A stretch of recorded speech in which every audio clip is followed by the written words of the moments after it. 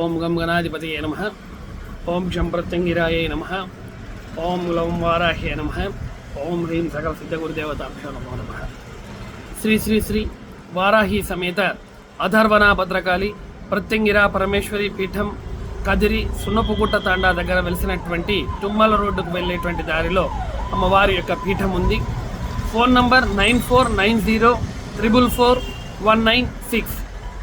ఈ నెంబర్కు కేవలం మధ్యాహ్నం 3 గంటల నుంచి 4 గంటల సమయంలో మాత్రమే ఫోన్ చేసి మీకు కావలసినటువంటి విషయాల గురించి లేదా మంత్ర ఉపాసన గురించి లేదా షట్కర్మలకు సంబంధించినటువంటి వివిధ రకాలైనటువంటి సమస్యలతో బాధపడేటువంటి వారు పరిష్కార మార్గాలను గురించి కేవలం 3 నుంచి 4 గంటల సమయంలో మాత్రమే ఫోన్ చేస్తారని కోరుకుంటున్నాను.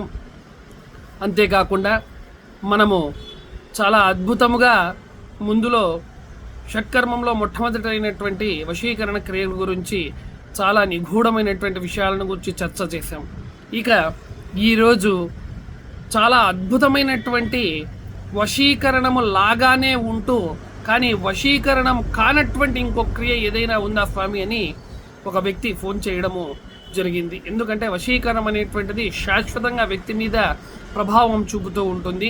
కడుపులో మందు పెట్టేటువంటిది, అంటే కడుపులో మందు ఉన్నంత వరకు, తలలో ఆ మందు ఉన్నంత వరకు కూడా ఆ వ్యక్తిని ఇబ్బంది పెడుతూనే ఉంటుంది. అలాంటిది కాకుండా ఏదైనా కూడా ఇతరమైనటువంటి క్రియ ఉంటే వారి పని ఏదైనా కూడా ఆఫీసర్ దగ్గర కావచ్చు, లేదా ఉన్నత స్థాయి ఉద్యోగుల దగ్గర చిన్న స్థాయి ఉద్యోగుల పని వ్యవహారం జరుపుకునేందుకు కావచ్చు, లేదా ఒక బయటకు వెళుతున్నాము, ఒక ఉదాహరణకు ఒక జీవిత బీమా సంస్థలో పనిచేసేవారు కావచ్చు, లేదా ఎల్ఐసీలలో పనిచేసేటువంటి వారు కావచ్చు, లేదా ఇతరమైనటువంటి వ్యవహారాలలో పనిచేసేటువంటి వారు కావచ్చు, ఎవరైనా కానీ మీ యొక్క అద్భుతమైనటువంటి పనిలో ముందుకు వెళ్ళి ఆ పనిలో మీరు ఏ విధమైనటువంటి వృద్ధిని సిద్ధిని చేసుకునేటువంటి విషయానికి ఏదైనా తంతు కానీ క్రియ కానీ ఉంటే తెలియజేయండి గురువు గారు అని చాలామంది చెప్పారు. ఇప్పుడు ఒకరే ఎగ్జాంపుల్ తీసుకుందామండి. ఏదైనా ఒక ఊర్లో చిన్న సమస్య జరిగింది. ఆ సమస్యను రచ్చబండ దగ్గర పంచాయతీకి చాలామందిని కూర్చోబెట్టారు. పంచాయతీకి కూర్చోబెట్టినటువంటి తర్వాత అక్కడ ఊరికి ఒక పెద్ద మనిషి అనేటువంటి వ్యక్తి ఉంటాడు. ఆ పెద్ద మనిషి మాట కూడా వినని స్థితి అక్కడ గాన కలిగితే అలాంటప్పుడు ఆ యొక్క చుట్టూ ఉన్నటువంటి వ్యక్తులను తనకు అనుకూలంగా మార్చుకునేందుకు, లేదా సమస్య జరిగినటువంటి వ్యక్తి నిజంగా ధర్మము అతని వైపు ఉండి కూడా అధర్మము జరుగుతూ ఉందంటే ఆ వ్యక్తి ఆ యొక్క పరిస్థితిలో వాటిని ధర్మబద్ధంగా మార్చుకునేందుకు, ఇలాంటి వ్యవహారాలని సుస్పష్టంగా అనుకూలతలుగా చేసుకునేందుకు ఏదైనా క్రియ ఉంటే చెప్పండి గురువు గారు అని చాలామంది అడిగారు. ఇది మీకు సాధారణమైనటువంటి భాషలో మీ అందరికీ కూడా తెలిసేటువంటి విధానంలోనే ఈ యొక్క గ్రూప్లో ఈ యొక్క వ్యవహారాలన్నీ కూడా చెప్పబడుతున్నాయండి. దీనిని గమనించండి. నేను సంస్కృతంలో చెప్పడం లేదు, ఇతరమైనటువంటి క్లిష్టతరమైనటువంటి భాషా ప్రావీణ్యతతో కూడా నేను చెప్పడం లేదు. చాలా చాలా సులభంగా చెప్తున్నాను. ప్రతి ఒక్కరికి, పండితులకు పామరులకు కూడా అర్థమయ్యేటువంటి విషయాలను చర్చిస్తున్నాం. ఇలా అడిగినటువంటి ప్రశ్నకు సమాధానం ఏమిరా అనగా, వశీకరణం తరువాత చాలా అద్భుతమైనటువంటి శక్తిని కలిగి ఉన్నటువంటి విద్యారాజ్యం ఏదైనా ఉందా అంటే మోహనము. దీనిని మోహనము అని అంటారండి. మోహనము అనగా చాలా అద్భుతంగా ఉండేటువంటి వ్యవహారములలో మోహన క్రియ చాలా చాలా చాలా సుప్రసిద్ధమైనది. మోహనము అనగా ఏమిటి? మొట్టమొదటగా ఏదైనా కూడా ఒక వ్యక్తిని కానీ లేదా ఒక తంత్ర పద్ధతిలో ఒక సుస్పష్టమైనటువంటి వస్తువును కానీ చూసినప్పుడు మనసుకు కానీ మనిషికి కానీ చాలా ఆహ్లాదకరంగా, వ్యక్తిని చూసినప్పుడు జనరంజకంగా, ఏమి చెబుతున్నాడు ఆ వ్యక్తి ఇంకా వినాలి, ఇంకా మాట్లాడుతూ ఉంటే చాలా అద్భుతంగా ఉంది, మనసుకు చాలా సంతోషం కలుగుతుంది, ఆ ముఖం చూస్తూ ఉంటే అబ్బా ఎంత మనోహరంగా ఉందండి, ఎంత మోహనంగా ఉంది అని చాలామంది పెద్దలు అంటూ ఉంటారు. దానినే మోహనము అని అంటారు.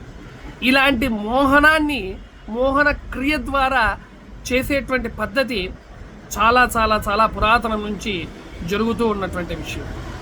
ఈ మోహనములో చాలా రకాలు ఉన్నాయండి.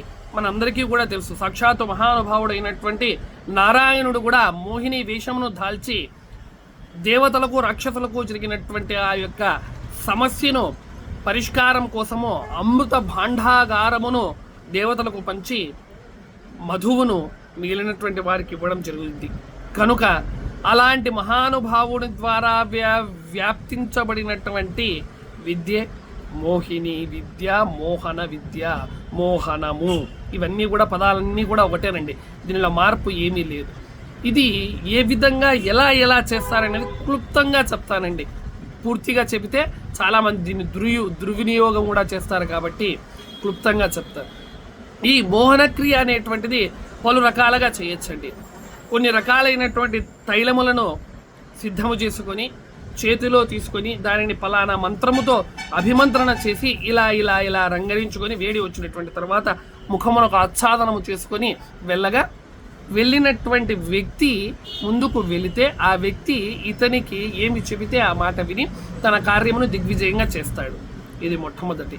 తరువాత ఏదైనా కూడా ఫలము కావచ్చు, లేదా తీపి పదార్థాలు కావచ్చు, ఇతరమైనటువంటి తినుబండారాలను కూడా అభిమంత్రణ చేసి ఆ పదార్థమును ఎవరికైతే మనము తినిపిస్తారో వారు కొన్ని గంటల వరకు, కొన్ని రోజుల వరకు కూడా మోహనం చెంది మన మీద సానుకూలమైనటువంటిగా ఉంటారు.